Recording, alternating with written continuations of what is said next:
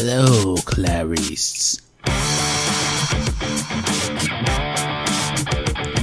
It puts the lotion on.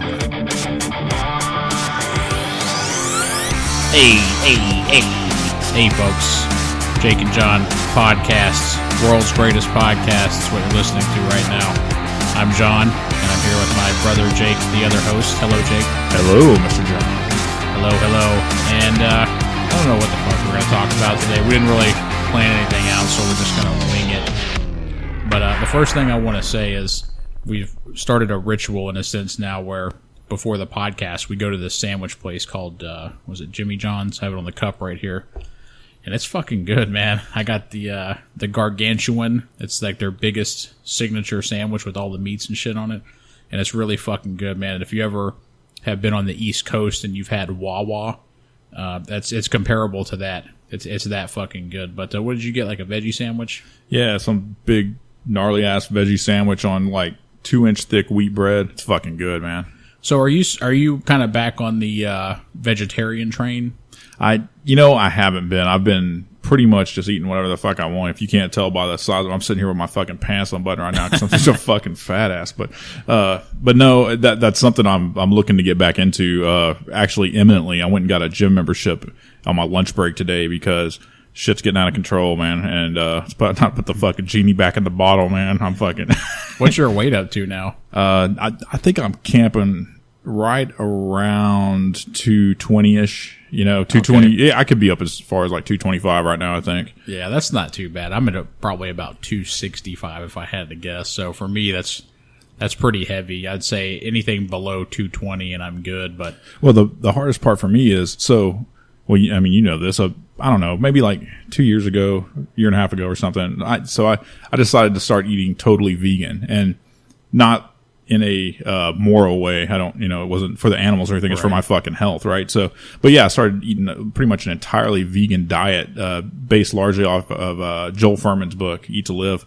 And man, I was doing that, and I started training to run a 5K. And I'd never been a runner in my life, right? So I started running, and I was eating good, man. I think at my lowest point, I was at it was either the low 190s or maybe high 180s. And needless to say, I was in the best shape of my life, or at least certainly of my adult life. And I have let every bit of that go back. So I'm definitely looking to get back in shape, man. And the biggest problem I'm having right now is I'm about to have to go back up another pant size. And I've already gone up, once or twice since I lost all that weight. So it's fucking expensive to put on all this weight. So not only that, but yeah, what's weird about it is during that time, I think I felt better, just physically felt better than I ever have in my life. And for whatever reason, I'm like, oh, fuck it. It must be a better idea just to eat all the fucking time. You know what I mean? It's such a weird thing. It's like, what you have to do to feel good. And generally speaking, I'm pretty good at that stuff because you're the same way. Like, when I latch onto something, usually I fucking go for it. I don't fuck around. I think I have pretty good willpower when I'm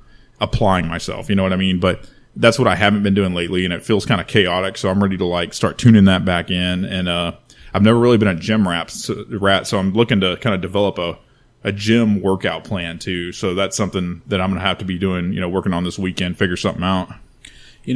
I've lost something that I used to have. I guess it falls in the motivational category. And the first thing is deep insecurities, because growing up I was always fat and I wasn't very athletic. I think I was probably a little bit stronger than the average person, but in my age group. But I was just like fat and sloppy, and I had long hair and glasses, and I was like a dork, So that motivated me from a young age. I was 14 and I lost like 50 pounds probably over the course of 4 months, and for a kid to do that on his own and just study all the shit by himself and do that, it's telling. It's not just simply that, oh, he's so driven and motivated, he can really stick with things. That is true, but it's driven by a madness in your brain where if somebody puts a mayonnaise packet on your chicken sandwich at Jack in the Box, you fucking flip out. I remember somebody, it might have been like one of your ex-girlfriends from back in the day or something. You guys went to Jack in the Box and I gave her like $2 or $3 and was like, yeah, just give me a chicken sandwich and no mayonnaise. Because she knew I was on a diet and, she always tried to help me. She was like actually on the swim team with us. But she came back and the people had put mayonnaise on it, and I had strict calories. Like, I couldn't have over 1,400 calories a day or something. It was crazy, but I was like 14, so it's not really that low. Yeah. But it came back, and I opened it up, and there was mayonnaise on it, and I just had like an emotional meltdown, and I fucking slammed the bun back on it, and I hammer fisted it on the counter, and it squirted out everywhere, and I was like, God fucking damn it, because I was so hungry, you know, and I wanted that chicken sandwich so bad. I'd been fucking swimming, and like I used to walk a lot too, not just swim team in the morning, but at night I would walk between like 2 and 4 or 5 miles, somewhere around there, and I would do it 5 or 6 days a week. And so to get a juicy chicken sandwich, it meant a lot to me. But the insecurity is, I think I don't really have that as much as I used to anymore. And then I was going to name another fucking reason. I don't remember what it was. I had two. Well, when you think about that, I'll talk a minute about eating vegetarian and vegan and kind of what that means when you're doing it in practice. So when you can eat at home and control your food, it's fucking easy. But when you go other places, it gets really, really hard. And a lot of it is as restaurants. Like, there's a lot of restaurants where you can eat and you can get some decent food, but there's a lot of them you can't. Like, I remember we went to this one restaurant. It was in I can't remember. It was in a little town, but it was like one of those kind of diner restaurants, like a chicken fried steak type of place. You know what I mean? And they have salad on the menu, and I was like, all right, cool, I'll get that. So I ordered the salad, and it was probably the most fucking pathetic, shitty salad that you could possibly have. It was, you know when you get salad and the lettuce has that kind of, like, where it's been cut, it has like that kind of brown shit on the edges, like it's like wilting, you know? Yeah. That, and it's got those dry ass fucking carrot slivers on it. You know, it's just a shitty fucking salad. It's like when you get at Wendy's. Yeah, it's like an afterthought, you know? And that's what makes it hard, is because if you, like, say you're out for the entire day and you go to that and you get that. So not only that, but sometimes you go to places, they don't even have like a salad on the menu as a meal, right? They have a side salad. So you get the side salad. So it's that shitty fucking, crap vegetables. And then it's tiny on top of that. And there's no, so you're talking like 100 calories or less, right? Unless you eat something that's not on the plan per se. And it makes it tough, man. So that's one of the things I'm trying to weigh, and also kind of break that frame of mind where, if you do something that's off the plan, you know how we are as humans. We're like, well, fuck it. I guess this day's done. Let's hit the cheesecake. You know what I mean? You're like, or at least I'm like that sometimes. I'm like, well, I already fucked it up for today, so let's just go completely off the rails, where that's stupid. Like, I know that mathematically in my head. It's like, well, okay, you don't have to do that. You can jump right back on the next meal and you're good. So, it's a lot of it's just figuring out that kind of stuff. And I did it before for, man, I don't know. I want to say I was like ate full vegan for probably right at about a year, and managed to pull it off. So I learned a lot during that time. But yeah, it's weird that it's so challenging to eat decent food anywhere. I mean, unless you go to really high dollar restaurants, like we've gone to some Mexican restaurants before, and I'm like, yeah, just give me fajitas, but all I want is like a shitload of fajita vegetables, like leave the meat off or whatever. And sometimes it comes out really great, and then sometimes it's just completely fucking disappointing because it's the same amount of vegetables you would have as if the meat were there, so it's like, like 6 slivers of fucking something and no meat. So I don't know, man. It seems like it's really challenging to eat well all the time when you're out, but that's kind of the delicate balance you got to deal with when you're changing your diet that extreme. Yeah, when I go out, okay, first of all, I don't fucking like vegetables at all. I like tomatoes on my sandwiches and my hamburgers, right? With a lot of fucking mayonnaise and shit like that, but when it just comes to straight up vegetables, I don't want it. And if I go somewhere, let's say like Wendy's, as I said before, or some other shitty place, and I see the vegetables in that thing, they look more unhealthy to me than the half fake meat that I would rather eat anyway, because they're, like you said, they're brown and crusty and shitty and fucking, they've probably been pissed on by some migrant worker out in some field. There's fucking pesticides all over it. Who fucking knows what happened to that shit? Not to mention these mutants working at these fast food places probably fucking touched it and fucking spit on it or rubbed their balls on it. Like, I don't fucking want that shit in my body. To me, that just seems, the pesticides alone, that shit's not organic. You're getting it at fucking at McDonald's or whatever, it's just garbage. I don't want that shit in my body, especially I don't want it in my mouth. You know? Yeah, no, I totally get it. I mean, maybe my stomach acid can handle it, but I don't want that shit on my tongue, man. Do you remember that? I think it was McDonald's. They came out with that shitty salad that was like you shake it in a fucking cup or something. You know what I'm talking about? It's like this, like it's literally just like a cup, like a clear cup they would use for like a shake or something. And there's a bunch of lettuce and shit in there, and then you're supposed to pour this like fatty ass ranch shit in there and then shake it up in the cup, and it's just like this big fucking coleslaw mess of shit, you know? It's like, what the fuck is that? I don't know, man. Yeah, that's kind of what we're dealing with here is the fucking shitty shake up salad. Oh, I remember what I was going to say. I had the two reasons that, you know, motivated me or inspired me to work out. And the other one was I had this mindset. As long as I go to work and I stay out of trouble and I fucking like stay in the gym and have the best physical condition I can possibly have, then I'm not going to have any problems in my life because I'm being healthy, I'm going to work, and I'm not going to jail. Like what else can you do, right? And so I always felt good and safe and secure in this zone. That on top of my insecurities about, you know, being little or fat or weak or whatever. And but as I get older, I don't really have that anymore. And I'm glad because it in some ways, and I know you probably know people like this. I know a fucking shitload of people like this because I was so heavily involved in that community and activity for so long. And you'll see a guy that really looks like he has his shit together, you know, like a nice looking, handsome dude that has a good job and all that. He's quiet and polite. But when you get so involved into the bodybuilding scene that it becomes your life, and when you're at home, all you're doing is reading about nutrition and watching YouTube videos to perfect your techniques and shit like that, is it starts to steal your life away from you. And it starts to make you, in some ways, socially inept. Because the only people that you're communicating with, for the most part, aside from maybe your coworkers, is these other gym people. And they have this mentality, even if they're polite people, that the most important thing in life is to be in fantastic shape and condition and to be up on the newest nutritional knowledge. And that anybody else who's not in that state of mind, in a sense, is beneath you, or they're stupid, or I don't know. It sounds almost just like the vegan mindset is just a different thing. It's like if you're not doing exactly what I'm doing, you're a fucking moron. Right. Yeah. And I don't think I ever really got like that,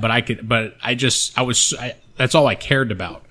And I don't know what happened, but somehow I let it go along with my waistline.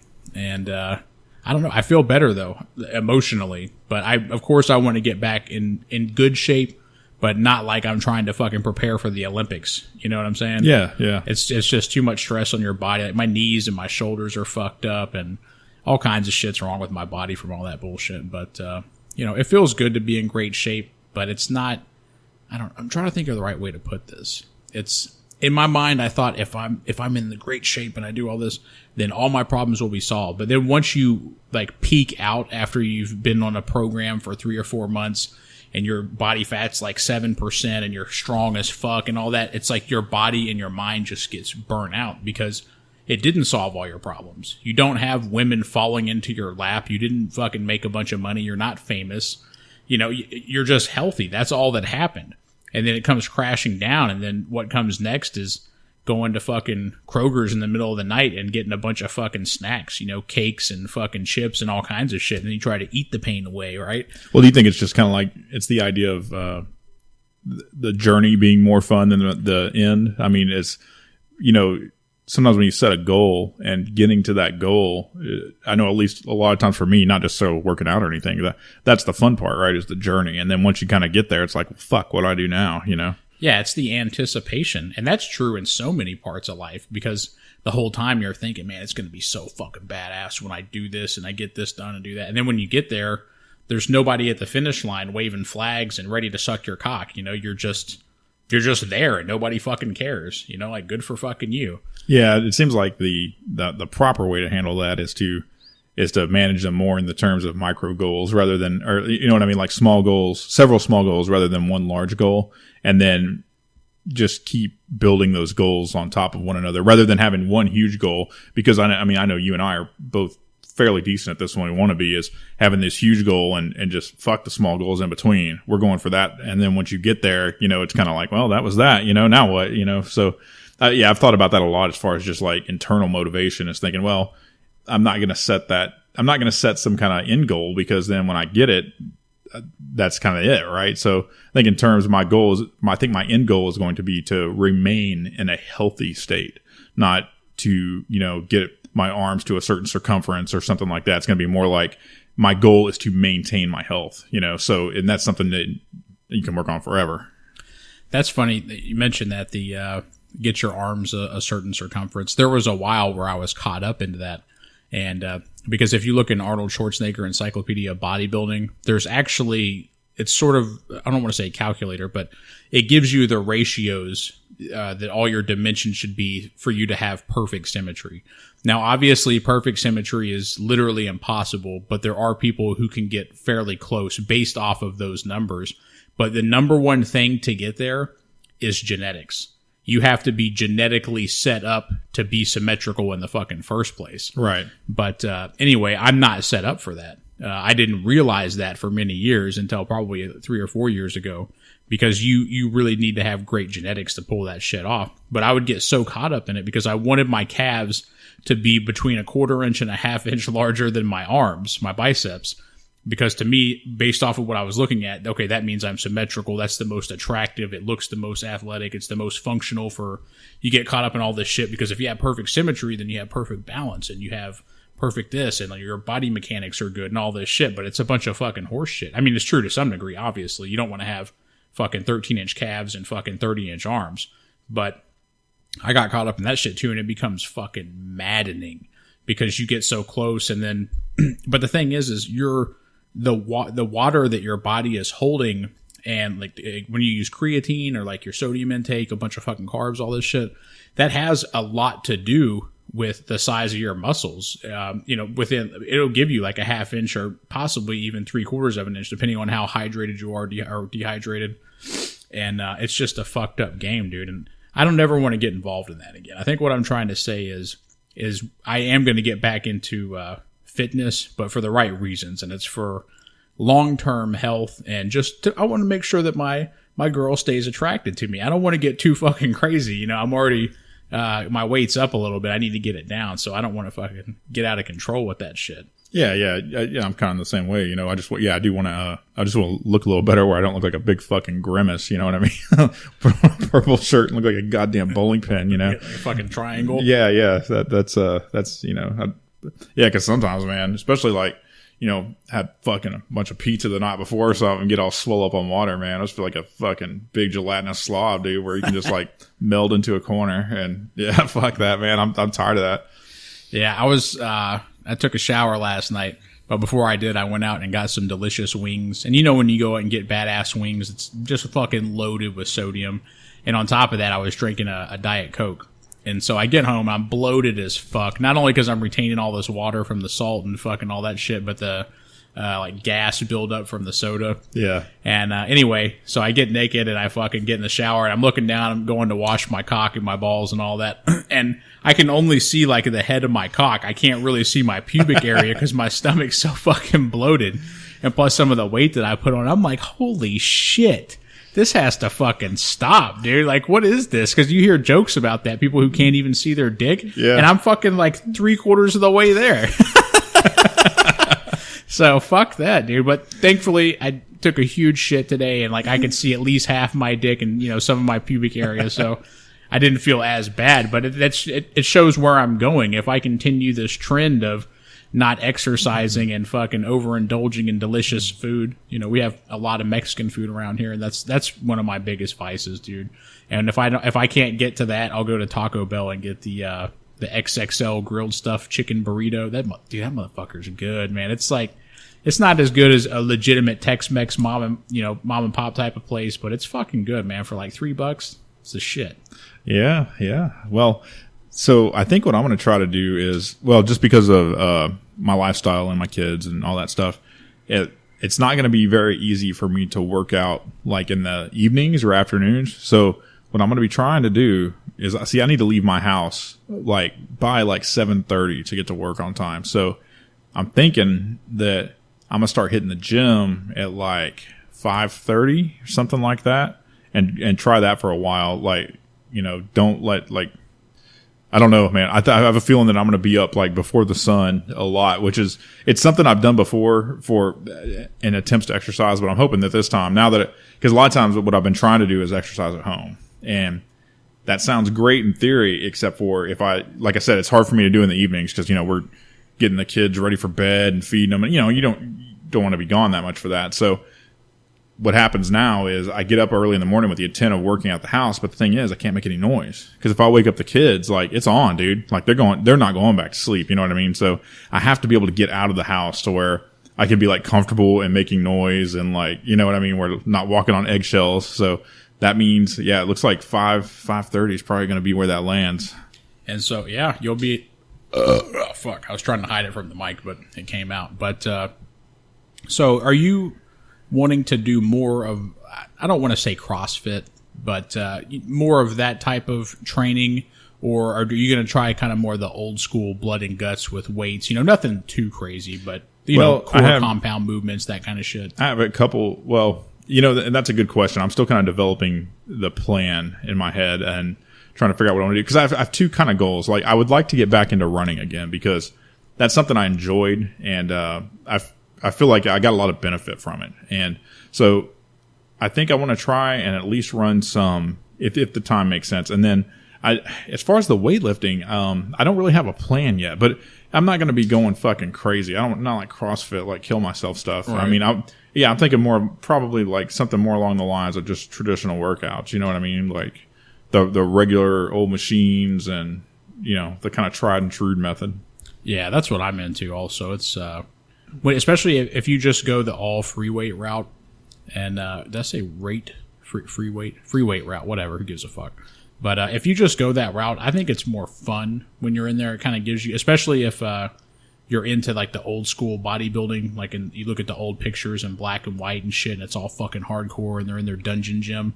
There's a feel about that when you just go the old school route that makes it a lot more fun to me because once you kind of get stuck in the machine phase, which I've used machines fucking thousands of times for all kinds of shit, but there's something about it where it gets boring and it's not as challenging, and you don't hear the clanking of the free weights. You might hear that little stack you put the pin in, and it's like kick when you do reps, but it's just not the same as the ching ching ding ding. Like you got 45-pound plates and shit, you fucking drop it on the ground, like go fuck yourself. I kind of like that shit, but I'm not one of those people. If I'm in a public gym, I'm not a fucking weight dropper. I'm not a screamer. I'm not a hisser. Have you ever seen somebody do that? Yeah. Like do bench press and they're like doing that shit like a fucking snake. Well, I figure that I'll probably do everything free weight except for what I can't do safely. Because, I mean, I'm going to be there by myself at like 5 a.m, so I'm not going to have spotters and shit like that. So yeah. I imagine I'll be using the machines for any workouts that, you know, could kill me if the weights come down. So, you know, so probably like in lieu of bench press, I'll probably be using one of those press machines of some sort or something like that. Yeah, I was going to mention that to you, man. It's fucking dips, man. It's one of the best chest exercises and triceps. And the thing about that is you can just use your own body weight. And you could just do that for a year. Obviously, as you get stronger, you're going to be doing more reps. You know, you can just kind of slow your movement down a little bit more. But you could do that for not just 1 year. You could do it for 20 years and still continuously see gains of some type. Like, what are those dudes called? The bartenders. You've seen those videos in New York City. And basically, it's a bunch of fucking swole-ass, ripped black dudes. And it almost looks like they're doing gymnastics on pull-up bars, doing crazy shit. Have you seen that before? I don't think so. Oh, well, that's the whole thing with them. And there's little clubs like that all across the country now where like 99% of your exercises are based around a pull-up bar.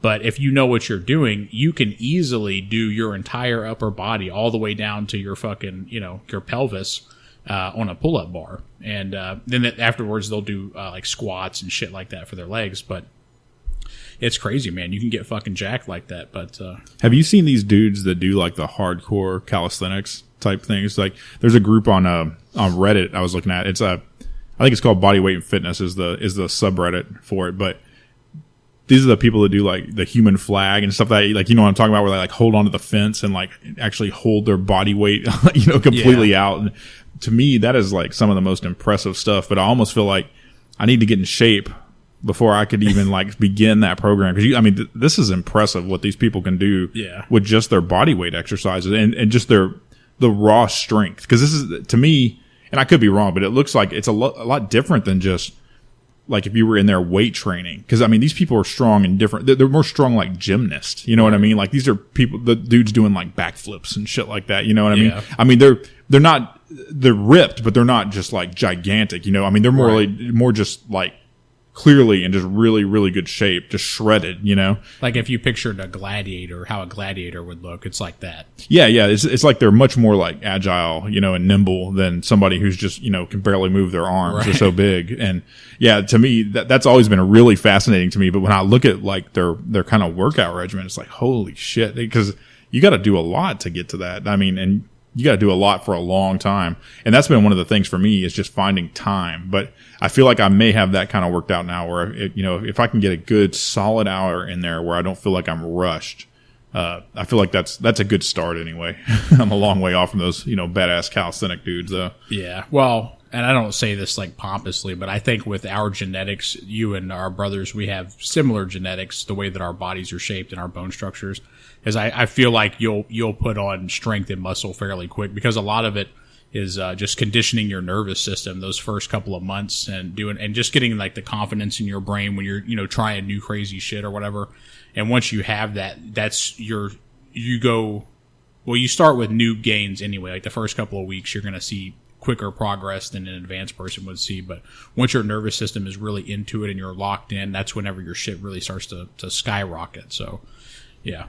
Yeah, it should be cool though. But yeah, like I said, I think I'm going to start Monday. So we'll kind of see how it goes. I'm going to have to I really need to sit down and like get online and start building myself a plan because I want to go in there without a plan and just be fucking around. Like I want to get in there and make sure I'm doing the right number of reps, have a good idea of how many reps I want to do on which exercises on what days. And because that's another thing, like I fear or that I've done before when I've gone to gyms, I go in there without a plan and then I just end up like, I feel like I'm walking around and fucking around the whole time and I'm not getting anything done. Like, so yeah, I want to have some really good plans when I go in there so that I'm using my time as like efficiently as possible and getting the most done.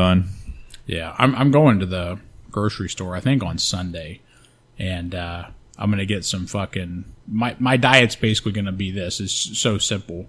It's fucking eggs and then canned chicken. And with the chicken, when I get the one that's the dark meat, and then I drain it in the sink and I try to get off as much sodium or preservative juice, whatever that is, as I can.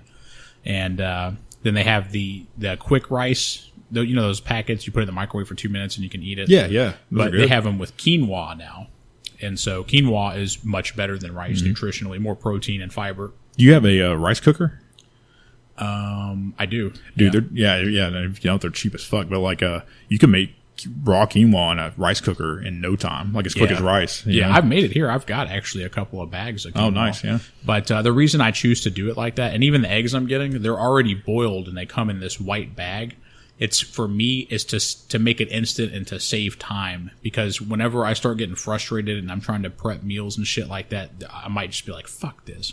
But if it's right there, ready to go, 2 minutes in the microwave for the rice, and then I fucking just eat the eggs out of the fridge already, they're cold, put a little bit of sea salt on them or something like that, and I'm fucking good, man. But that and maybe some apples and some almonds, some shit like that, and then of course I'll take an expensive multivitamin. But that's basically it, man. And black coffee and filtered water and maybe an occasional fucking what is that thing called? They come in the packets, Crystal Light, but they have the calorie-free ones now.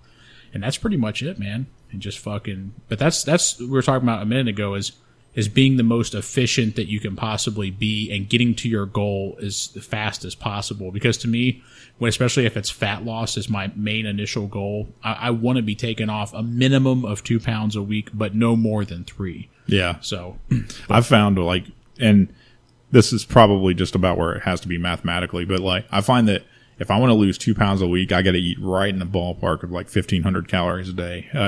And sometimes that shit's hard. And I found when I'm eating like that is you have to space your meals kind of wisely, and you have to make sure that you're getting enough calories in each meal. Like you don't want to eat 100 calories for breakfast, 100 calories for lunch, and then kind of blow your load on fucking dinner because your blood sugar is all fucked up throughout the day. So you have to really make sure when you're eating that few calories to really slice that pretty much evenly and make sure you're keeping that constant blood sugar going on throughout the day. Cause I found before when I was losing weight, I was losing a fuckload of weight really fast, but I would find myself getting tired. I was definitely losing muscle mass and stuff like that. So this time I'm definitely going to be upping or modifying the way I think I know what I was doing wrong previously. Cause really my main goal last time was to lose weight. I wasn't really too concerned with gaining muscle. So right. I'm going to, definitely be eating, more calories with the beans and the, nuts and things like that. Yeah. And that's the thing too, is a lot of people, they say that you can't gain muscle while you're losing body fat, or that you'll actually lose a little bit of muscle while you're losing body fat. But I know that's not true, because every single time that I've done a major cut where we're talking between 30 and 60 pounds, is I've never lost any strength at all. I mean, my gains may have been, very slow in the process, but I never lost anything, any muscle or anything like that. So it is possible.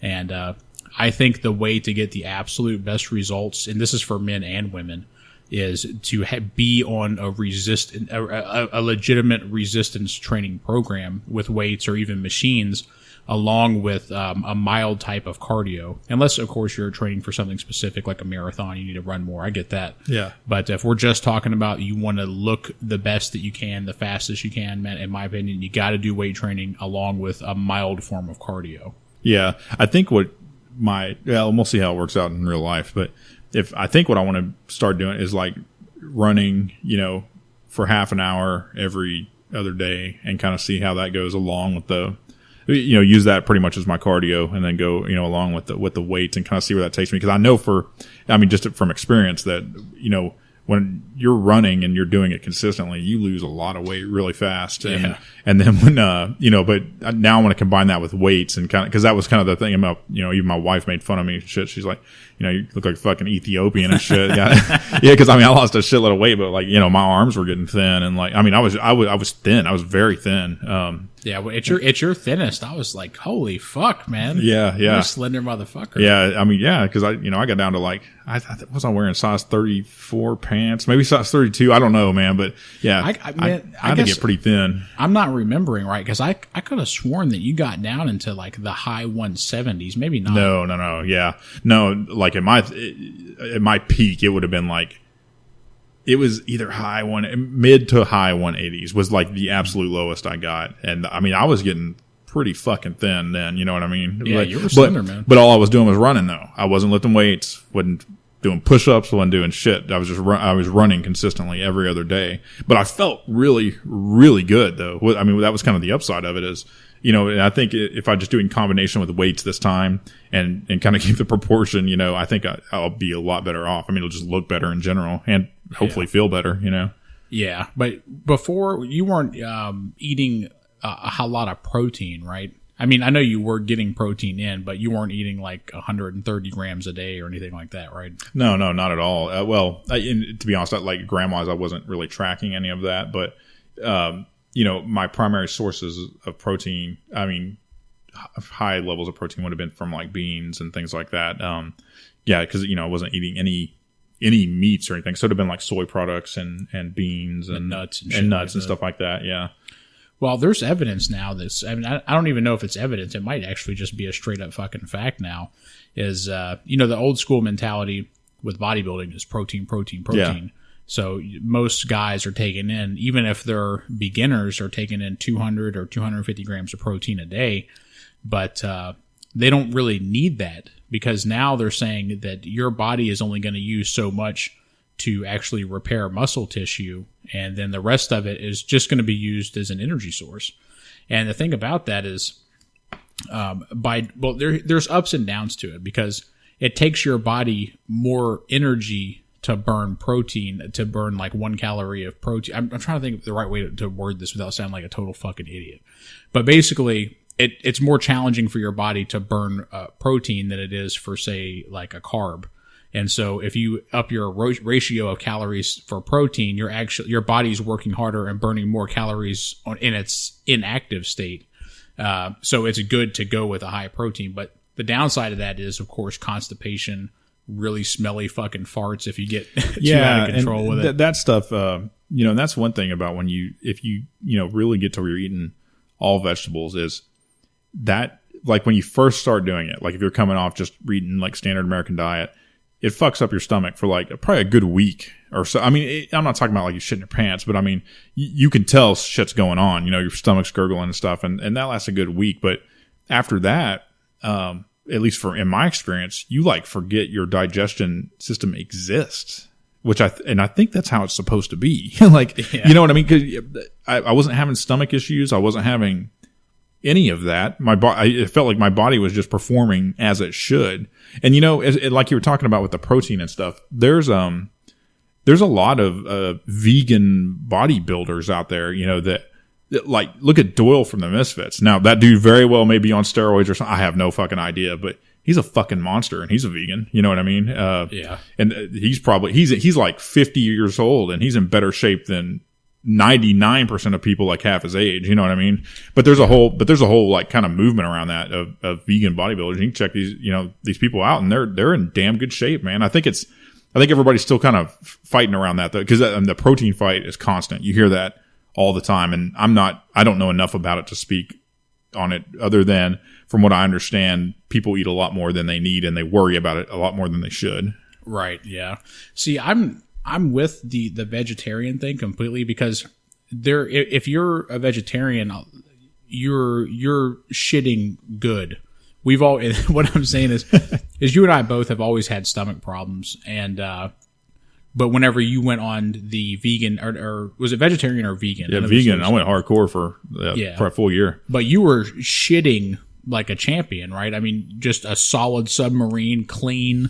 Yeah. Minimal smell, fucking just no bloating, no shit. Like man, like that was another thing about it. So I never felt overfull ever. Because you can only eat so much fucking salad. Like, I mean, before your body just won't let you do it anymore. So you can like eat tons of stuff. Well, and I'm talking about once your stomach's used to it, right? Because like if you go eat a gigantic salad and you've been eating nothing but steaks for the last 3 years, you're going to be shitting salad. You know what I mean? But that goes away. And when it does, you're never full. Or when I say never full, you're not stuffed. You know what I mean? You're not ever like Thanksgiving dinner, sit on the couch, can't fucking move, stuffed. You feel light and nimble after you eat every single time.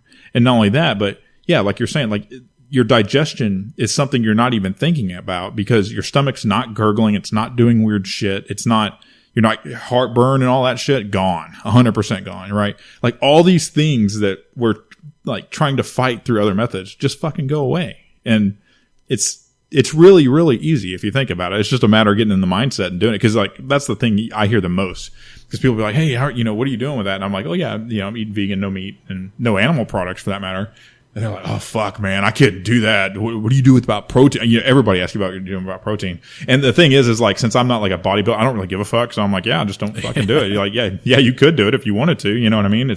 But I don't get into the debates about the macronutrient levels and all that kind of shit. Cause as far as I can tell, I don't think that shit is something that you need to be worried about on that level. I mean, I'm not really trying to do like human hacking or anything, but I can tell you definitively that if you eat like that, you will feel, I mean, unless you have like some kind of disease or something or digestion problem with, like raw vegetables, you're going to feel good. And that's, I mean, the only way to prove that is to try it, Yeah, I did try it and I've tried it several times now. And I've never really been able to get past that, the phase of a lot of farting and bloating and shit like that, because whenever I eat now, I mean, I would say it's probably the normal person as far as gassiness and shit like that. But whenever I was doing the vegetarian thing, I was trying to do it at work, and we were in this work meeting in the morning, and I'm so like gassy that the farts feel like they're about to explode out of my ass, and I'm sitting there clenching like uncomfortably, gritting my teeth and crossing my legs and shit.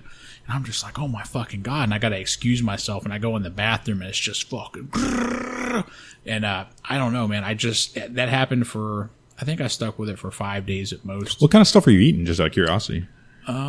It's just all fruit and vegetables, like apples, bananas, berries, fucking, those pre-made salads at H-E-B, that kind of shit. It says organic. Well, I can tell you, like, one thing that helps a lot is, because one thing that can tear you up, especially at first, is if you're eating like raw vegetables. You know what I mean? Like you're just eating slices, like shitloads of like slices of cucumber or like slices of bell pepper just raw. Like that shit's kind of hard to digest. Like it's better if you steam it a little bit or cook it. It's like soften it up a little bit and it changes the whole game. And that's not to say you can't eat like that like sometimes, but if you try to eat like that all the time, I mean that shit is kind of hard to digest, and you'll find that fucking shit looks exactly like it did going in, coming out, you know, and that's when you know it's not working though. That's when you know that, yeah, I need to modify this a little bit. My body's not doing this. But another thing is to remember that there are other foods. I mean, you definitely want to be eating vegetables, but you definitely have to start looking at not just different vegetables, but different ways of preparing them, because you may find that you don't like bell pepper if it's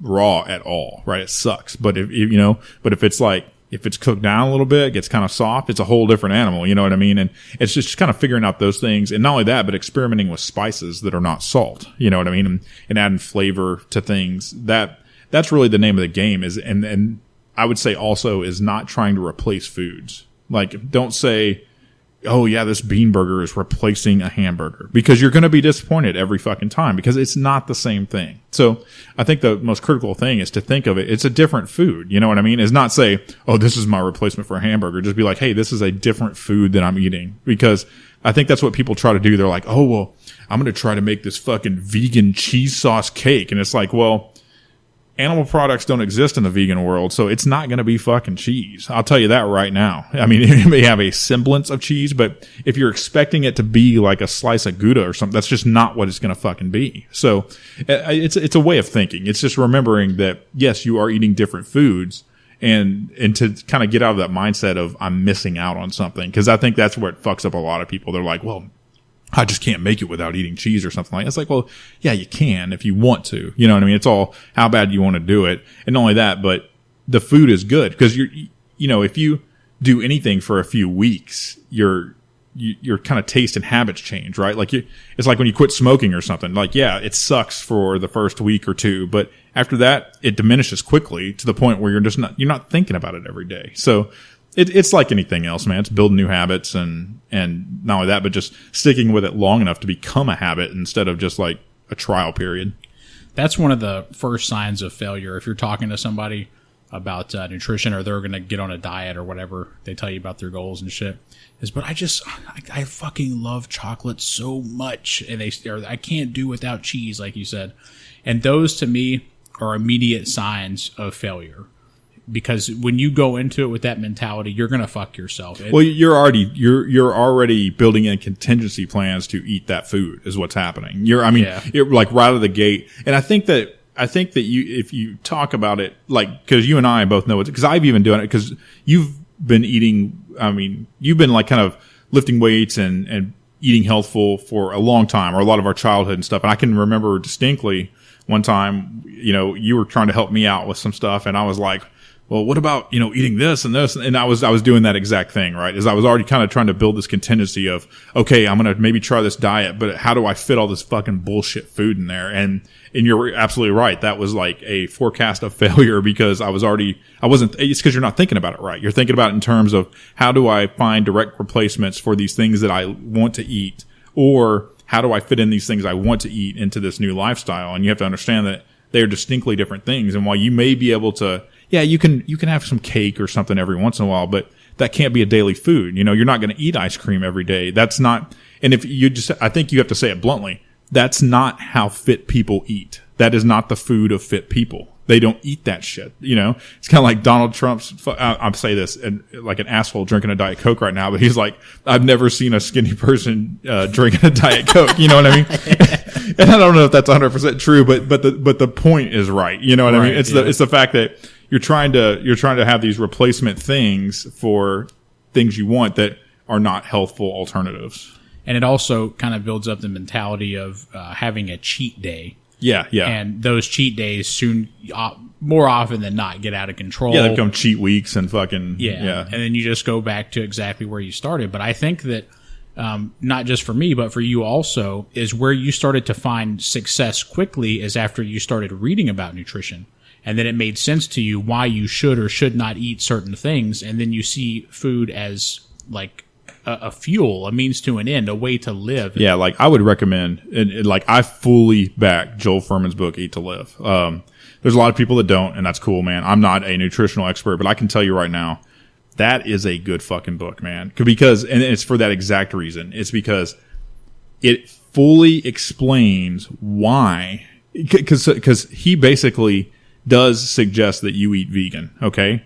But he's not doing it for PETA purposes or anything like that at all. He says, this is why I choose to eat this way. And it's, you know, it's just nutritional study after nutritional study. Not only that, but studies in things like autoimmune diseases, cancers, you know, all these kind of things. And there's a lot of things like the China study and stuff that I know that are kind of controversial, but at the same time, it is undeniable that if you eat like that, that you're in better shape and in better health. Like you can't fuck with that. And yeah, I mean, eating vegan, there is a deficiency of B12, but there are ways to get around that too. So you know, when you get to it at that level, you kind of start working with where you have a required supplement of some sort to get your B12. But he also said, cause you know, I guess one of the questions that is asked is, can I have meat every once in a while? And he's like, yeah, you know, or I guess the question more is, should I eat meat every once in a while? And then to that, he says, I don't know. He says, I can't tell you at that kind of nominal level if, you know, what the impact is over time.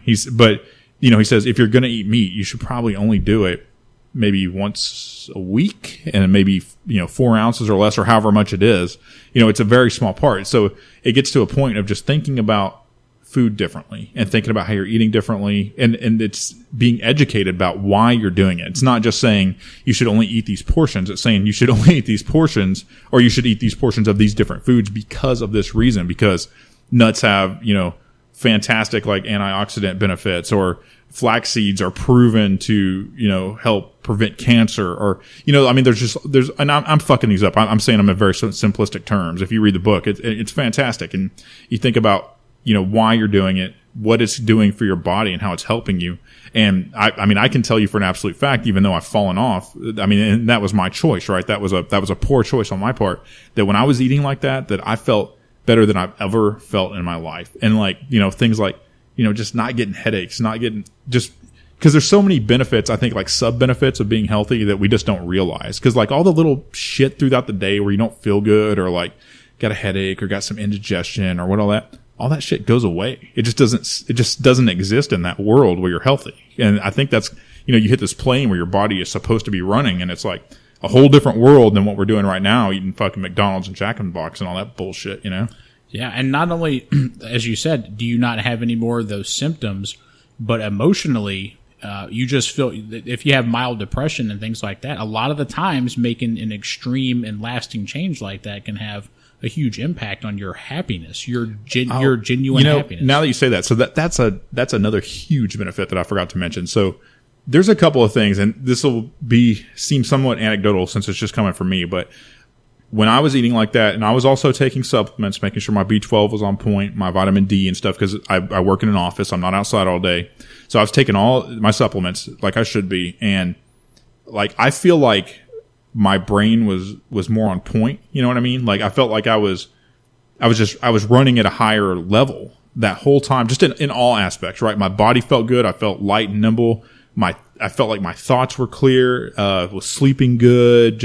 It was just all these things, and their cumulative effect. Once you start sleeping good and eating good and exercising and doing all these things, like your body starts doing what it's supposed to do. And now, even when I'm saying this, it's so stupid of me to not be doing that right now. And that actually brings me to another point I want to bring up real quick. So I'm reading a book right now, and I'm not ready to like endorse it yet because I haven't read the whole thing, and the guy might be kind of sketchy, but I'm not even going to quote the idea, but the kind of one of the things that's resonated with me in it is that, you know, kind of figuring out what your life goals are, and then asking yourself, is what I'm doing moving towards one of those life goals, you know? And that was an idea of something I'm reading that has really resonated with me. And I'm thinking one of my life goals is to be healthy and fit. And then I start thinking, okay, is what I'm doing working towards that goal? No. So that was one of the things that like spurred me. I'm like, I need to go get a fucking gym membership, and I need to carve time out of my day and make sure that I'm getting that shit done.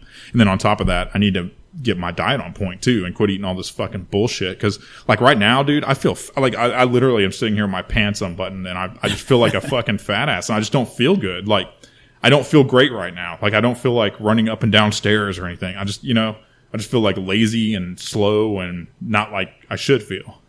Yeah. Another thing that I can tie to that too is I don't feel, like as sexual, and I'm looking at you in the eyes as I say that word, but, yeah, as I don't feel as sexy, I guess, whenever, like, if I feel bloated and shit like that, and I'm just fucking salt and grease and fucking hamburgers in my stomach, like, I don't feel like a sexual fucking, what's Jesse, the fucking governor, what's that guy's name? Well, Ventura? Mm-hmm. Jesse Ventura. Goddamn sexual Tyrannosaurus. He says that in Predator when they're in the fucking helicopter. But, yeah, but when I'm in shape and I'm eating clean and shit, my dick stays hard. Like, I gotta fucking, like, tie it to my fucking leg to keep that shit from poking out, dude. Because your fucking blood flow is so good, and you just feel so good about yourself, and just that animalistic, like I need some fucking pussy. Like, it's, like, on your mind all the time. And I guess, if you're in your mid-30s, that may not be as socially acceptable as if you're 18. But who gives a shit? Like, if you want to feel like you're in your prime all the time. Well, I guess that's a great point, right? I think, like, as Americans, we've like accepted that once you get into your 30s that your shit should stop working and that you like it should expect I'm getting old, I'm gonna start feeling like shit. But I don't think that's the fucking case, man. Like, it's not. I think like well into your 60s or even 70s, if you're really taking care of yourself, then man, you can be rocking for a long ass time, and you can be doing things that young people are doing just as well. You just have to be in the same shape as young people. That's the whole thing. Is because what really happens is you get in your late 20s and shit is you start getting lazy and letting yourself go, and you turn into a fat ass, and then you're not getting shit done, and you start working at your desk job, and you're not going outside anymore, and yeah, it catches up with you. So yeah, when you're a fucking fat slob like I am right now, you just don't feel like doing shit. You know what I mean? So yeah, dude, I expect, and man, I'm saying this right now on the podcast for accountability, is that shit by January I should look visibly different sitting in this fucking chair. Like if you look at me in January and I still look like fucking Bob off the Monsters movie, dude, you fucking call me out, dude, because that should not be happening. I expect to be, I don't know, let's make a good goal. Let's say I'm going to be 16 pounds lighter at a minimum. Let's do that. That's a reasonable and respectable amount. That's good. Yeah. I think I should make the same vow, the same pact here, that I should do the same thing, because this is something that me and my girl have been talking about for the past couple of months. She's been doing really good. Like she'll cheat once a week, have some wine or some whatever, chocolate or some shit like that. But she stays consistent, and she's doing the walk thing, the 10,000 steps a day, the little meter thing or whatever, and she does like squats and crunches and all kinds of shit. But she has really good genetics, like athletic genetics, And so she has an advantage over some people because she has a fast metabolism, and she's naturally like just lightly muscular, not like crazy. But she also, she did a lot of sports when she was younger too. So she just kind of has that thing. So I think it's, but anyway, what the fuck was I trying to say? But but she's been doing a lot better with it than I have. Like, cause I'll go a few days and I'm like, fuck it, I want to have a beer, and then the next fucking day I have a cheeseburger, and then before you know it, I'm just not doing shit. But a lot of that happened because I fucked my arm up. Well, I didn't do it, but anyway, my arm should be fully healed by, I don't know, February. But I've kind of used that as an excuse. I can do shit now. I can fucking walk. I could go walk 5 miles and do a fucking 1,000 crunches. And there's plenty of shit that I could be doing that I'm just not. And on top of that, I should be eating right, if nothing else. I'm just not doing any of those things. Well, I think right now is a good time for you and I to fucking form an accountability pact here. Is we need to start keeping up with each other on this. Maybe even maybe we need to compete a little bit even or something to keep it rolling. We could do that, man. What would we put on the line? What would be like the reward of the winner? I'm trying to think of something good. Yeah. Maybe we could get fucking crazy and do something like a gaming laptop, like in a year from now or something, or 6 months from now. I say let's think about that. But yeah, let's make it worthwhile. It needs to be enough time to make it make worthwhile. it legit. Yeah. So what do we do though if we feel like we've even if our goals are slightly different, if we've just kind of come to a tie overall, you know? I don't know. What we do. I don't know. We'll have to figure out the logistics of this. We'll come back on that. Yeah. Oh, before I forget, I wanted to mention something. We were talking about the substitution of food. Like when you're saying, well, I don't want to give up chocolate, so I'll give this substitute and all that. And it never fucking works. But we have a mutual family friend. I'm not going to say his name. We both love the guy, and we've known him forever. But he went vegan a long time ago. It was like the early stages as far as the like public knowledge, when people kind of started to get into the straight edge / punk hardcore thing, where it kind of became popular.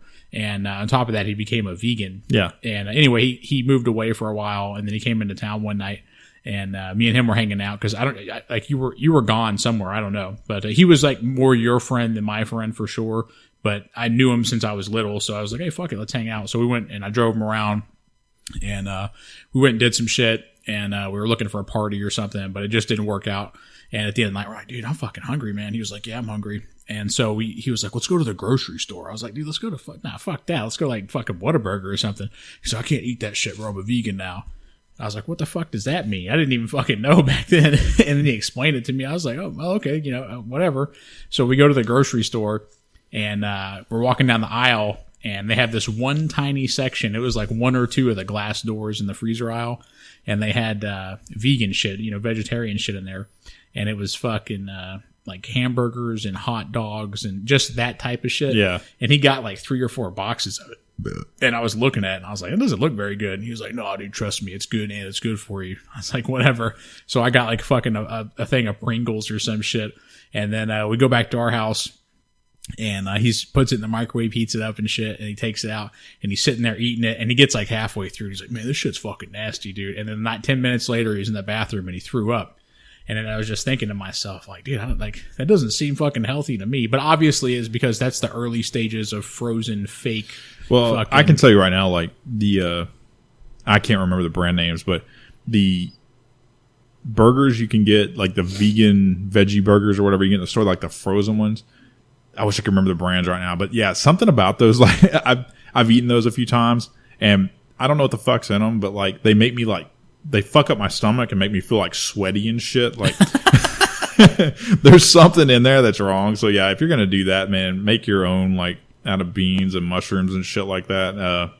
I can tell you, like I think they make that to be some kind of like easy entry point into like being a vegan or a vegetarian. But yeah, if you eat some weird bozo food that's like supposed to be fucking a substitute for something, and it makes you feel like you want to shit your pants, don't blame that on fucking vegetarian or veganism. It's that shitty fucking food. Yeah.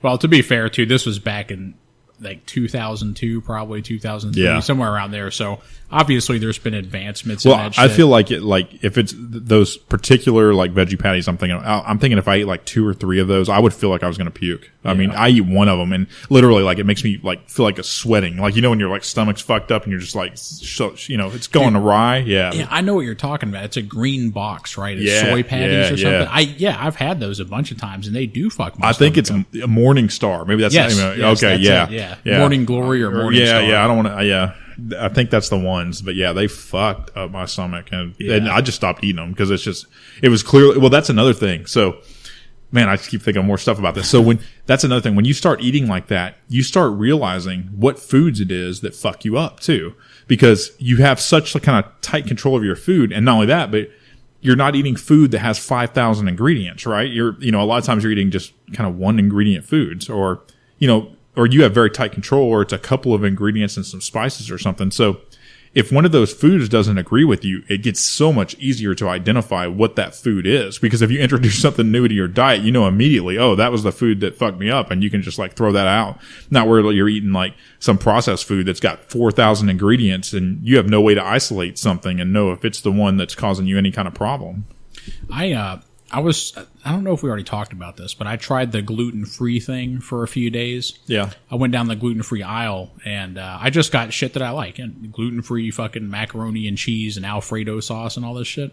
And so I got home, and I was excited about it because I fucking love Alfredo sauce. And so I made that up with gluten-free noodles with gluten-free Alfredo sauce.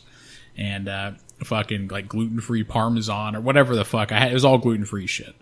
And I was excited. It smelled fucking great. I sat down at the table. I fucking destroyed it. I would give it like a 6 out of 10. You know, I mean, you can tell it's not as good as the real shit, but I was so fucking hungry, I tore it up.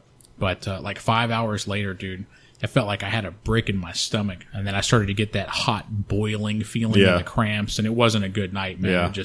I was like, holy fuck. I was like, maybe my stomach just has to get used to this. And so I tried to eat the gluten-free shit again the next day, and the same fucking thing happened. It wasn't even the same meal. I forgot what it was, but just fucking explosive diarrhea, cramps, just complete fucking misery. And I don't know, man. I'm not saying that the gluten-free thing's bullshit, because it's not. Because what is it, celiac disease? Yeah, well, you know, I think it's not bullshit, but it's only under certain conditions. Like if you have celiac disease or something where you can't, I guess, digest the gluten, or your body reacts negatively to an allergy or something. Yeah, it's obviously better in that case if you don't eat gluten. But like, you know, that's probably like a fraction of a % of people that actually have that. So I think just doing it to do it probably doesn't make any sense. Yeah, my thought process is maybe I do have a gluten intolerance, because I've always had stomach problems. We're trying. Like, fuck it. But I saw this thing on, I think it was Facebook of all fucking places, but it's like, if you have these symptoms, you may have a gluten intolerance. Obviously, you need to go to the fucking doctor, not look at a fucking, like 7 pictures on a Facebook article. But the one thing that caught my eye is on my shoulders, like on the lower part, is I have these tiny little bumps. It's not like pimples, they're just like little bumps. And I've had them since I was a kid. And those can be an indication that you have celiac disease, or you have a gluten intolerance. Is it celiac? Celiac, I think, yeah. Yeah, and so I was thinking, man, maybe I do. Fuck it. I don't think I do, because I've been eating gluten for a long time. I'd be fucking dead. But maybe I have a modified slight intolerance to it. And so, but I tried the fucking gluten-free shit, and I don't think that's the fucking case, man. Because whatever other bullshit they put in there to try to make it taste normal, fucked me up. Yeah, that could be another part. I don't really have any experience with the gluten-free food, but it very well could be like if you get kind of like these processed foods that they're using something to replace that, you know. So whatever that is, very well could be making you feel like shit, especially if you eat it in like, you know, high doses. So I don't know, with a lot of that shit, it's kind of like the processed foods, like if you're trying to eat vegan or vegetarian, you're eating processed vegan or vegetarian foods, most of that stuff is fucking garbage. Like if you look at all the ingredients and stuff in there, you might as well just be eating fucking meat or whatever, because, but you know, you're eating a fucking chemical burger by the end of the day. So, you know, like I say, it's all mindset, man. And a lot of it is reading and understanding why you're doing stuff. And, you know, and it depends on what your goal is too. Like for me, the goal is to be healthful. My goal is not to save animals. So I'm not looking at it from that perspective. So I'm looking at all the foods and leaving, you know, kind of the door open and saying, okay, I will eat this if I feel like it is the best food for my body, you know. And what that means though is pretty much throwing all that processed shit out the window. Cause, you know, I'd rather eat like one piece of meat a week or something than eat some processed burger that's make me feel like shit for a few hours. Cause, you know, if I'm feeling like shit, then I'm going 100% against what my goal is in the first place. Yeah, and you really can tell a difference between, say, if you get a burger from Whataburger as opposed to buying a more expensive grass-fed, organic, whatever, no antibiotics, all that shit, and you cook those up, I can tell a difference for sure in the way my stomach feels and the way my body feels. There's a difference in level of bloating and all that shit. Yeah. So those fucking preservatives and whatever the fuck they put in there, it definitely does something to my stomach. Yeah, absolutely. Yeah. And I think, just getting away from those processed foods, just in and of themselves, starting to get away from a lot of preservative chemicals and stuff like that. I think that in short time, you start to notice a difference in the way you feel once you start kind of getting all that bullshit out where you're just eating kind of plain raw foods, and you're not, you know, once you get, because you never know, man, with all those chemicals and preservatives and all that, like it does all kinds of weird shit to your stomach, and God knows what else. Like, I mean, who knows? Maybe you have eczema, or maybe you have like a runny nose all the time or something. You know, that very well could be an allergy to something. And if you start really controlling your food, you might be able to identify just what's causing that, and, you know, maybe get rid of it forever, you know?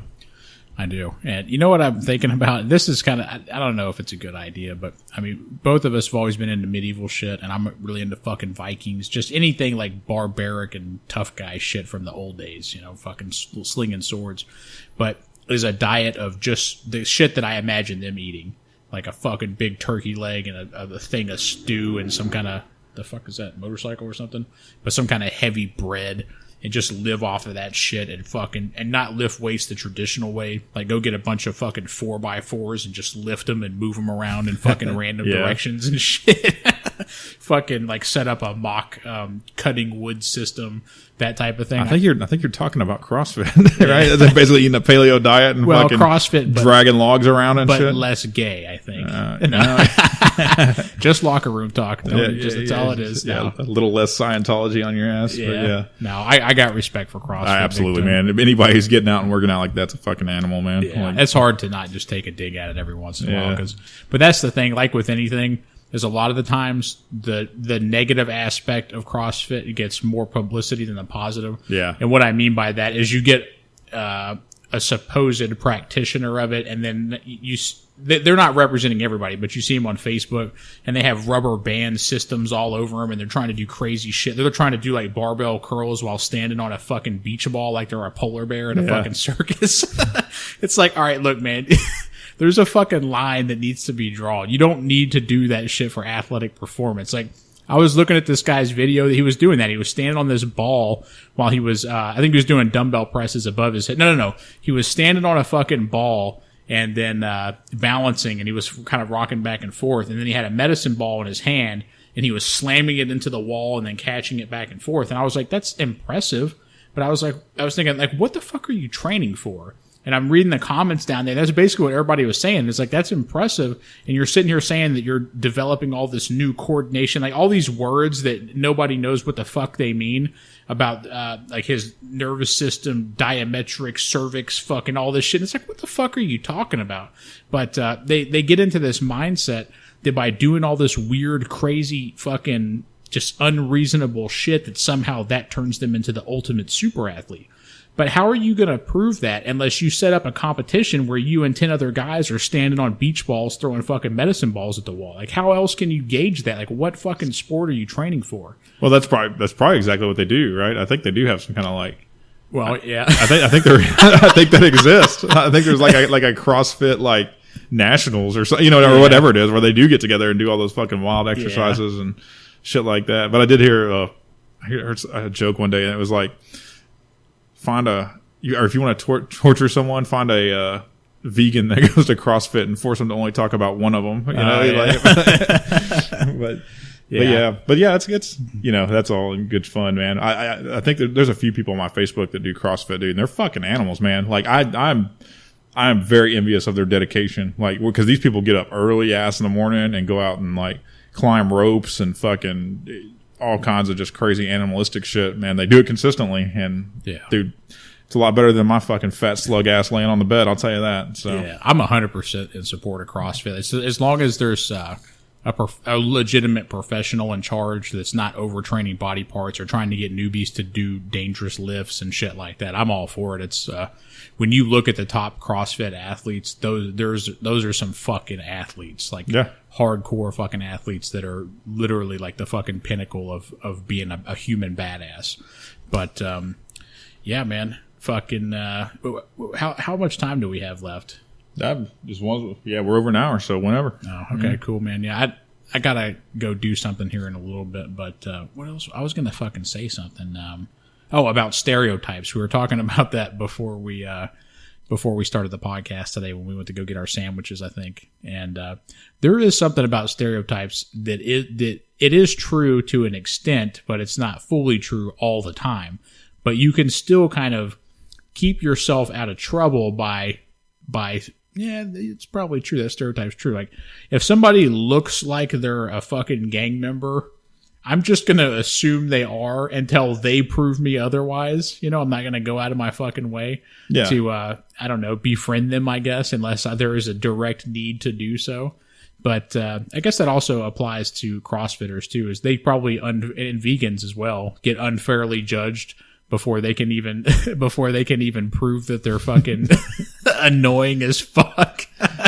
Or prove that they're not, I should say. Well, I think stereotypes are kind of a game of statistics too, right? Like that's, and I guess it depends. Not if you're using it in some stupid, like, racist way, like you're saying, oh, all black people do, that's fucking stupid. But like if you're saying, well, I'll use myself as an example, right? So I'm in my mid-30s. I have a shaved head. I have a fucking kind of gnarly, unkept beard, and I wear like heavy metal t-shirts and shit like that. So it's reasonable for someone that doesn't know me, that meets me, to think that I'm probably like anyone else that looks like I do and dresses like I do, which may mean that I'm a fucking asshole and, you know, like a drunk or you know what I mean? Like I think you have to take some responsibility. Is if you look a certain way that is kind of a known stereotype, then it's not unreasonable for someone to hold that stereotype, right? Right. Yeah. You can't be offended and be mad at them if you find out somehow that they had a preconceived notion of what you were before they met you. Well, like I can recall one time, and I was, man, I don't know, I was probably somewhere between 15 and 18 or something like that. But I was at a corner store one time, probably going to buy cigarettes or something, and you know, I was wearing like an obituary, you know, death metal shirt, and at the time I had like long hair and stuff, and I was walking up to the store, and this guy walked up to me, and he was like a religious guy, Christian guy, and he was saying, "Hey," he's like, "Man," he's like, "I know, like when I was your age, I was into like, you know, I was into acid and shit like that, you know, and I just want to tell you, like, man, you got to get out of that now while you can," and all this stuff. And I'm like, motherfucker, I don't drink beer. I don't, you know, cause like I was like essentially straight edge, but I smoked cigarettes. You know what I mean? Like I wasn't doing any drugs. I wasn't drinking alcohol or anything like that. And I was like, yeah, dude, you're kind of barking up the wrong tree because I don't do any of those things. You know what I mean? But at the same time, it was probably statistically perfectly reasonable for him to assume so. And I was kind of like a statistical anomaly in there. You know what I mean? Because I wasn't doing those things. But at the same time, like everyone that I know that was in a similar age and kind of clique, right? Like the same kind of, you know, genre clique, they were doing those things. So it would be perfectly reasonable to assume that I would probably do those things as well. Right. Yeah. Yeah. So it's basically saying that we all need to take personal responsibility when concerning our emotions. Like if we dress a certain way, then we should accept the reality that some people may think that we're a certain way. And I mean, just accept it. And but I think you have to, you know, like in our cases, you have to keep that in mind too. Remember, if somebody thinks something, it's because that.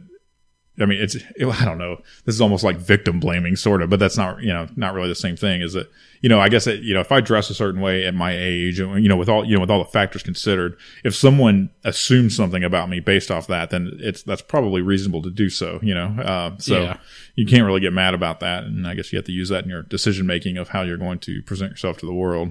Yeah, and I would say that I look like the 100% perfect stereotype of a blue collar white male to the fucking T. I got fucking tattoos on my forearms. I wear Dickies work shirts, blue jeans, and fucking like old man running shoes. It's my work clothes, you know. I have them on now because I didn't go change. But I'm aware, and I have a shaved head as well and a goatee and shit. I'm aware that people probably think I'm a certain way, but which I'm not, you know. And I actually experienced this a lot. When I was a civilian employee for the government, when I was an aircraft mechanic, and I would train the newer airmen that would come in, and they would see me a certain way because I was like really into fucking weightlifting and all that shit, and the tattoos and the fucking, you know, the shaved head, all that shit. Yeah. And I'm kind of a quiet person until I get to know somebody, unless I have a need to talk to them deeply about something. And so they wouldn't really talk around me because they thought I was an asshole, because I didn't talk much in the way I looked, you know. But then once they got to know me, and then they would tell me that, they were like, dude, I don't know, I just like, you seem like you're so intense all the time, like you're like angry about something. And then I come to find out like you're a nice person and you're helping me do all this shit and you're training me and giving me advice, and you know, so, but I got it, you know. I guess in some ways I might have even abused it slightly because it was fun to me, because you know how it is. It's like, I wouldn't say hazing, but maybe a little ball busting whenever a new person comes in, especially if you can tell they're a cocky little shit. Just fuck with them a little bit, you know, bust their balls, you know, but I'm guilty of that a little bit. Nothing abusive, but, you know, just kind of cold shoulder or ignoring them when they talk to me, that kind of shit. Yeah. But, I don't know what else I was going to say about that. Yeah, but if you look like Lil Wayne and you have tattoos on your face and you're wearing fucked up clothes and jewelry and shit, and even if you're like a PhD something and you're the most qualified, you need to accept the fact that you might not get that job at the job interview if you present yourself like that, unless you've already proven, you know, through YouTube or social media or something, or their colleagues, that you're just a bad motherfucker. You know?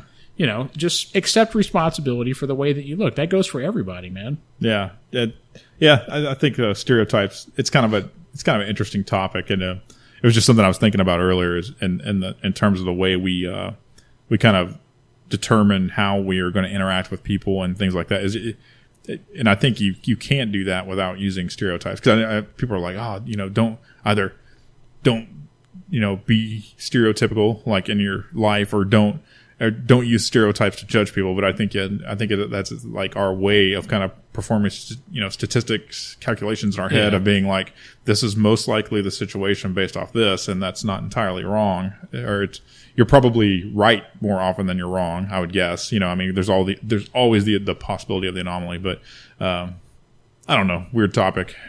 Yeah, but that's the thing, is it's a popular thing to say, and it has been for a long time now, is don't be stereotypical, or don't judge a book by cover, and that's the most thing, is only God can judge me. Don't judge me. Don't judge people. No, you have to judge people. So a quick example I can give you is if you're walking down the street in the middle of the night and you see some guy that looks like a serial killer rapist in a dark alley, don't go start a conversation with him. You need to get the fuck out of there, Yeah. Maybe he's a fucking great person. Who knows? But you don't need to find out at that moment. Yeah. It's safe to judge them and just assume the worst, and then find out later. It doesn't mean you have to be shitty to them. Yeah. But yeah, I judge all the time, every day. So this idea of not judging is fucking absurd. That doesn't mean that you have to convict that person, right? And we're using judging in a slightly different way than the judicial system, right? Yeah. So I don't know. Fucking who gives a shit? Yeah. Don't be a piece of shit, folks. All right, man. Well, I'm about ready to wrap this one up if you are. Yeah, I got to take a piss, man. So I think I am about ready. Let's dropping shit all over the place. The thing here. Oh, here it is. Wait, hang on. Stand by. No radio silence. Keep talking. All right. Well, anyways, you can check us out at jakeandjohnshow.com. If you want to hit us on Twitter, it's at Jake and John Show. On Facebook, at Jake and John Show. And if you want to leave us a voicemail, number is 804-557-4691. That's 804-JJ-SHOW1. We're on all the major platforms. And if you can subscribe to the show on your chosen platform, that really helps us out.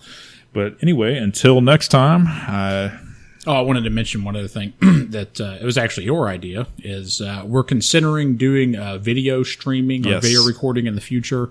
So, but I'm sure we'll announce it, obviously, but just keep that in mind. If you're the kind of person like me, like when I watch some of my favorite podcasters, I like to watch the video on YouTube.